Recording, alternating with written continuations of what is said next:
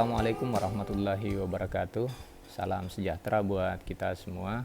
Ketemu lagi di sesi Kubaca Bacaku. Kali ini saya akan menjawab sebuah pertanyaan seorang kawan yang menulis, apakah agama itu mengintervensi kebudayaan atau kebudayaanlah yang mengintervensi agama. Saya teringat salah satu tulisan saya yang berjudul perkawinan antara Pak Daya dan Bu Daya. Budaya ini adalah seorang perempuan yang lahir dari bapak dan ibu yang bernama Etik dan Traditio. Etik itu adalah kebiasaan, sementara traditio kurang lebih artinya berulang-ulang. Jadi perkawinan antara etik dan traditio, etika dan tradisi, itu kemudian menghasilkan anak yang menggabungkan kedua orang tuanya, yakni kebiasaan yang berulang-ulang. Sesuai dengan penyebutannya, Bu Daya, tentu jenis kelaminnya betina, perempuan. Perempuan biasanya tidak mengintervensi, dia cenderung statis, pasif. Sebaliknya, Pak Daya, sesuai dengan penyebutannya juga, Pak Daya, jenis kelaminnya jantan, laki-laki. Pak Daya inilah yang dinamis, mengembara ke sana kemari, melamar putri-putri pujaan hatinya yang kemudian akan dipersunting menjadi istrinya. Pak Daya ini adalah nama lain dari agama. Saya menggunakan istilah Pak Daya dalam pendekatan kebudayaan supaya jenis kelaminnya jelas. Jadi agama itu adalah pejantannya, budaya itu adalah betinanya. Makanya kemudian kita sering mendengar istilah Islamisasi, Kristenisasi, Hindunisasi.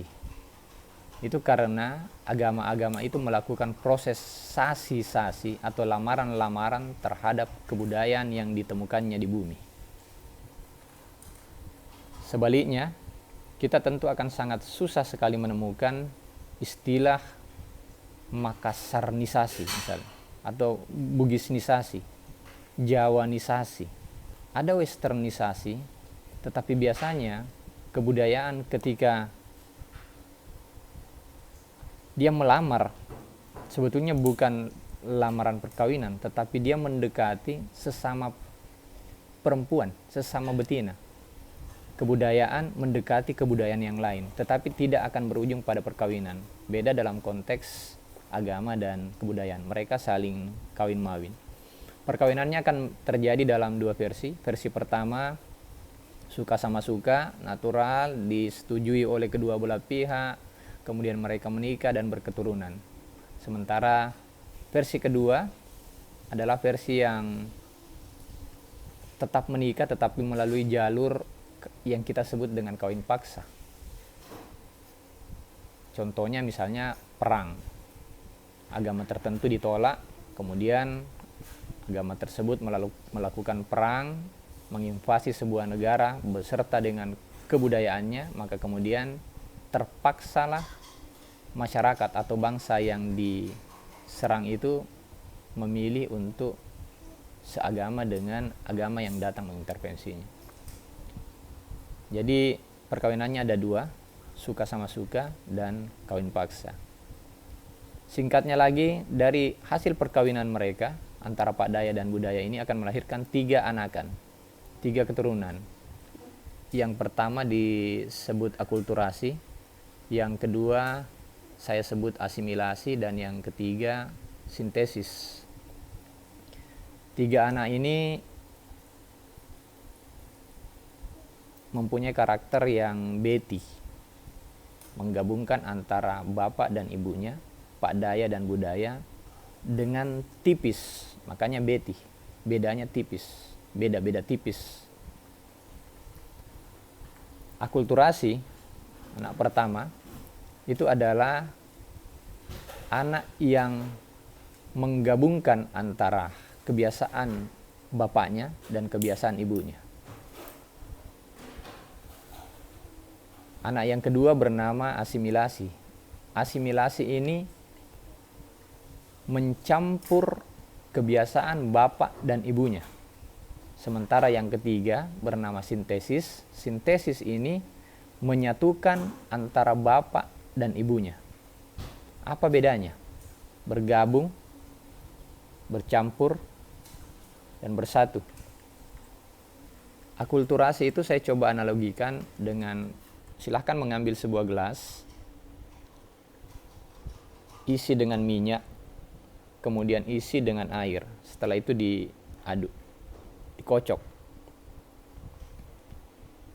Apa yang terjadi? Minyak tetap akan selalu berada pada posisi di atas daripada air. Mereka tidak akan bercampur, mereka hanya bergabung dalam satu wadah.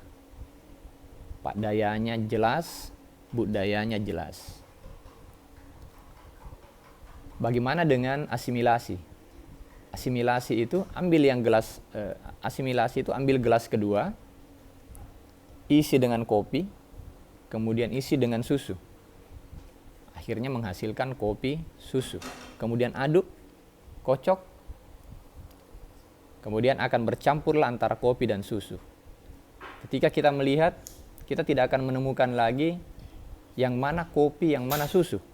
Tetapi ketika kita minum, terasa percampuran antara kopi dan susu tersebut. Bagaimana dengan anak yang ketiga? Anak yang ketiga, sintesis, ambil gelas yang terakhir, isi dengan air panas, kemudian isi dengan air dingin. Sintesis yang menjadi anak yang ketiga, inilah yang menyatukan kebiasaan antara bapak dan ibunya. Dia menyatukan dua kebiasaan menjadi sebuah kebiasaan baru. Bukan lagi kebiasaan air panas dan kebiasaan air dingin, tetapi menjadi sesuatu baru yang kita sebut dengan air hangat. Begitulah jalur silsilah dari etos, traditio, budaya yang menikah dengan Pak Daya, kemudian menghasilkan 3 anakan, keturunan, kulturasi, asimilasi, dan sintesis. Terima kasih, sampai bertemu di bacaan saya yang selanjutnya. Assalamualaikum warahmatullahi wabarakatuh. Salam sejahtera buat kita semua.